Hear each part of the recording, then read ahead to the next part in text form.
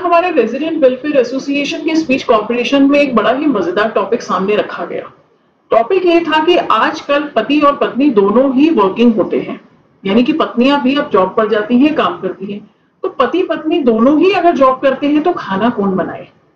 तो टॉपिक बड़ा मजेदार था क्योंकि ये तो बिल्कुल करंट सिनेरियो से रिलेटेड है। यह प्रश्न आते ही सबसे पहले सुनने वाले श्रोतागण दो गुटों में बढ़ जाएंगे। पति एक तरफ हो जाएंगे और पत्नियां एक तरफ हो जाएंगी। पति कहेंगे कि खाना बनाने का काम तो पत्नी का ही है, जबकि पत्नियां या फीमेल्स कहेंगी कि नहीं नहीं, पति को भी काम में मदद करनी चाहिए, उसको भी हाथ बटाना चाहिए। लेकिन यह एक सब्जेक्टिव सवाल है जिसका जवाब हर किसी के लिए एक जैसा नहीं हो सकता। फिर भी निष्पक्ष रहने की कोशिश करते हुए मैं अपने विचार रखने की कोशिश कर रही हूँ। अच्छा लगे तो हौसला अफजाई के लिए लाइक बटन को क्लिक करना ना भूलें। चलिए शुरुआत से शुरू करते हैं। एक पुरुष और महिला शादी क्यों करते हैं? आवश्यकताओं की पूर्ति के लिए। अब ये आवश्यकताएं शारीरिक भी हो सकती हैं, मानसिक भी हो सकती हैं, सामाजिक भी हो सकती हैं और आर्थिक भी हो सकती हैं। आर्थिक यानी कि फाइनेंशियल। और आज के महंगाई वाले टाइम में तो ये आर्थिक वाला पक्ष बहुत ज्यादा महत्वपूर्ण है। और शादी क्या है? एक वन इन ऑल पैकेज है जिसमें ये सारी जरूरतें एक बार में पूरी हो जाती हैं। देखिए, अब आता है हमारा आज का टॉपिक। ठीक है, वो तो पहले की बात होगी, वो खत्म होगी। आवश्यकताओं की पूर्ति करनी है तो काम तो बांटना ही पड़ेगा। अब आप इस काम को दो तरीके से बांट सकते हैं। एक हमारा जो ट्रेडिशनल तरीका या रूढ़िवादी तरीका, और दूसरा है आधुनिक तरीका। यह आपको तय करना है कि आपको कौन से रास्ते पर चलना है। अगर हम पारंपरिक तरीके से चलें तो पुरुष घर से बाहर का काम करते हैं। घर से बाहर का काम यानी कि पैसा कमाना, और औरतें घर का काम करती हैं, यानी घर की साफ सफाई और घर के सभी सदस्यों का ध्यान रखना और उनके लिए खाना बनाना। जब तक महिलाएं घर तक सीमित थी, मतलब कि वो हाउसवाइफ थी, तब तो सब आपस में सही चल रहा था बिना किसी झगड़े के। लेकिन जब से औरतें भी वर्किंग वुमेन बन गई हैं, तब से यह सवाल उठने लगा है कि घर में खाना कौन बनाए।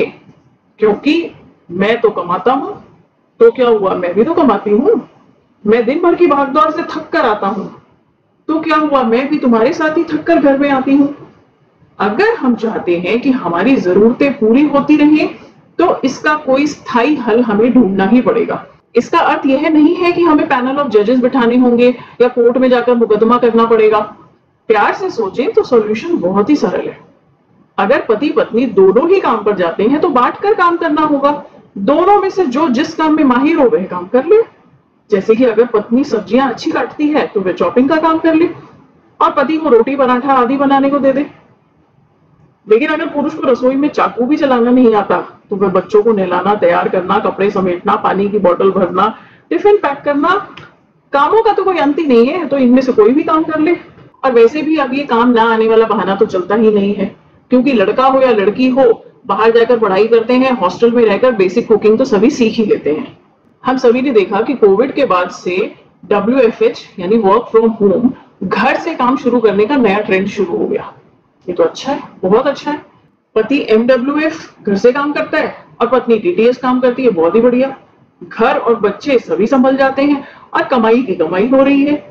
लेकिन परेशानी शुरू तब होती है जब कुछ पुरुष थोड़े हठी होते हैं। वो ये कहते हैं, मैं खाना बनाकर क्यों रखूं, मैं तो पुरुष हूं, मैं तो खाना नहीं बनाऊंगा। अगर स्त्री घर में है तो वो तो खाना बनाकर रखेगी, लेकिन जिस दिन पुरुष घर में है वह खाना बनाकर नहीं रखेगा तब तो लड़ाई होगी ही, क्योंकि पत्नी भी तो थकी हारी आ रही है। अगर आप उसके लिए खाना बनाकर रखेंगे तो लड़ाई होगी ही नहीं। यहाँ पर हमारे पुरुष भाई दलील देते हैं कि हमें खाना बनाना नहीं आता। अरे तो आप किसी भी मेड या हेल्पर की मदद ले सकते हैं, या आपस में दोनों जने सलाह करके बाहर से मंगा भी सकते हो। और संडे को छुट्टी वाले दिन मिलकर खाना बनाएं ताकि जिसको भी काम कम आता है वह सीख भी सके। और वैसे भी ये दलील तो बिल्कुल गलत है कि आपको बनाना नहीं आता। आपको केवल YouTube में जाना है और वहां पर आप खिचड़ी से लेकर और मलाई कोफ्ता तक सब कुछ बनाना सीख सकते हैं। इतनी बारीकी से एक एक स्टेप वहां पर समझाया जाता है कि जिस इंसान ने जीवन में कभी कड़छी भी ना पकड़ी हो ना, वह भी एकदम बढ़िया लजीज खाना बनाकर निकलेगा। देखिए, अगर खाना बनाने का विवाद है ना, सुलटाना तो आपको ही पड़ेगा।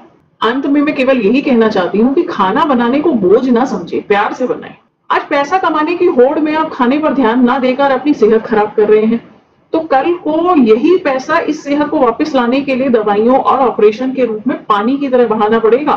इसलिए प्यार से खाएं और खिलाएं, क्योंकि आप सभी ने सुना होगा, जैसा खाओगे अन्न वैसा होगा मन। तो अन्न को प्यार से बनाएंगे तो आपके मन में भी प्यार रहेगा और इस तरीके के विवाद उठेंगे ही नहीं। सुनने के लिए धन्यवाद।